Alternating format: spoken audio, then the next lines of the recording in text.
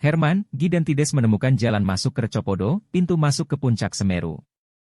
Malam ini kita berkemah lagi di Ranukumbolo, istirahat dan bikin persiapan buat muncak. Kamu cek perbekalan, usahakan malam ini makanan bagus sebab kita perlu gizi untuk menempuh tanjakan. Pagi berangkat, menjelang sore kita akan tiba di puncak kalau tidak tersesat. Lalu langsung turun kembali ke Ranukumbolo, ujar Herman lantang mantap. Kembali ke kemah yang sudah kami jadikan rumah tinggal sejak kemarin, Wiwik tampak tegang, karena dia khawatir macan tutul nongol dan mengganggu tim. Hogi tertawa-tawa. Dan bilang seharusnya macan tutul itu yang takut pada manusia. Apalagi tim beranggotakan 8 lelaki sehat dan kekar. Memang rata-rata kami semua berbadan kekar, mungkin Hogi yang bodinya paling kecil, namun semangat dan tenaganya melebihi kami yang kekar-kekar.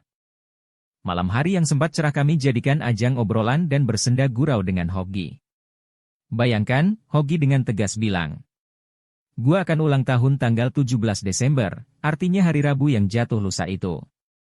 Besok kan Selasa tanggal 16 Desember. Gimana ya? Seharusnya gua mau berulang tahun di tanah tertinggi di Pulau Jawa," ujarnya. Santap malam tanpa meja bertaplak dan piring bersendok garpu. Kami menyantap lahap super mie rebus dengan campuran telur matang yang dibeli Maman di warung Tegal dekat rumah, serta campuran kornet daging. Masing-masing anggota mendapat dispensasi menenggak vitamin C yang dilarutkan dengan air dingin, wah segar. Juga, kami mendapat sekerat koldat campur kacang mete. Coklat Silver Queen yang merupakan barang look saat itu.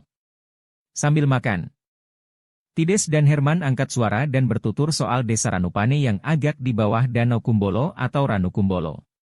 Menurut buku bergen WLD karya C.W. Wormser tahun 1928, di Ranupane tahun 20-an ada perusahaan peternakan sapi perah. Di desa itu ada persil tanah luas yang diberi pagar kawat dengan beberapa rumah kayu atau blohuis dengan atap rendah. Di sana ada gudang dan kandang besar, serta sapi Holland yang dilepas berkeliaran bersama anak-anak sapinya. Di dalam rumah ada pajangan tanduk rusa hutan, serta bentangan kulit macan, kata Herman. Dulu ada jalan kuda atau gerobak melewati Cemoro Kandang menuju ke Lumajang. Sedangkan satu jalan desa lainnya, menuju Tosari lewat padang pasir dekat Gunung Bromo di dataran tinggi Tengger. Suasana malam gembira. Kami banyak mendengar cerita dan informasi tentang Semeru dan sekitarnya. Malam itu Hogi menuturkan latar belakang kisah rakyat atau folktale perihal Recopodo, Puncak Mahameru, dan lainnya. Recopodo atau Arcapada yang artinya arca kembar. Konon berada di ketinggian sekitar 3250 meter di atas permukaan laut. Di sana terletak sepasang arca kecil zaman Hindu yang sudah ada sejak lama. Lalu Su mengulas Puncak Mahameru, 3676 meter, disesuaikan dengan dongeng suci Pandawa Seda atau mati moksanya Pandawa di Puncak Mahameru. Satu demi satu kakak beradik itu meninggal dalam perjalanannya ke Puncak Mahameru. Nakula dan Sadewa meninggal, lalu menyusul berurutan Drupadi, Arjuna, dan Bima. Hingga tertinggal Yudhistira yang ditemani seekor anjing setianya, begitu kira-kira tuturnya. Yang menyegarkan hari itu adalah karena tidak terlalu banyak jalan ceprot-ceprotan di lumpur hutan. Pokoknya di hari Senin tanggal 15 Desember 1969, perjalanan seharian itu tidak menyita tenaga dalam dan tenaga luar. Maksudnya, tenaga untuk menggerakkan urat kaki dan tubuh. Tidak diempos habis-habisan. Napas yang sepotong-sepotong keluar masuk ke paru-paru dan ke hidung juga tidak digenjot bikin kempas-kempis dada.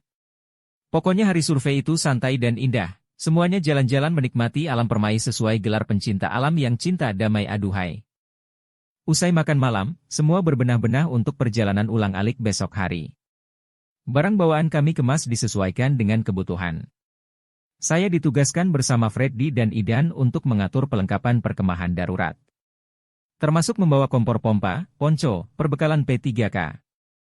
Perlengkapan survival, termasuk jarum, benang, dan kancing serta peniti, lentera dengan minyak tanahnya dan lilin, senter dan baterai cadangan untuk penerangan darurat kalau kemalaman di jalan pulang, juga bahan makanan kering untuk sekali makan siang. Serta cadangan untuk perbekalan turun ke Ranukumbolo. Tenda yang masih tegak kami tinggalkan utuh-utuh. Pakaian hangat berlebihan dan selimut tebal kami simpan di dalam tenda tanpa kunci. Termasuk surat-surat dan uang cadangan dan sebagainya, kami letakkan di bawah alas tidur. Kami pun siap-siap tidur mengenakan pakaian untuk perjalanan esok hari. Pakaian kotor dan basah kami cantelkan di tali jemuran darurat agar kering sendiri. Termasuk jaket hijau super keren Hogi, dengan pelapis hangat bulu angsa dan model anorak yang panjang. Hogi yang tidur satu tenda dengan saya, Wiwik, dan Maman, terlibat dalam obrolan tentang Jakarta, juga obrolan tentang cewek-cewek dan nyanyi-nyanyi. Hogi bersemangat sekali meminta kami menyanyikan lagu Nobody Knows the Trouble I Was In, sambil membahas makna lirik tentang nasib buruk budak negro pemetik kapas di As, di zaman Perang Saudara. Ujung-ujungnya kami meringkuk dan kemulan selimut dan sarung, karena di zaman 1969 kami belum punya kantong tidur. Mata kami picingkan, mulailah tidur-tidur ayam dulu. Sebelum pula 11.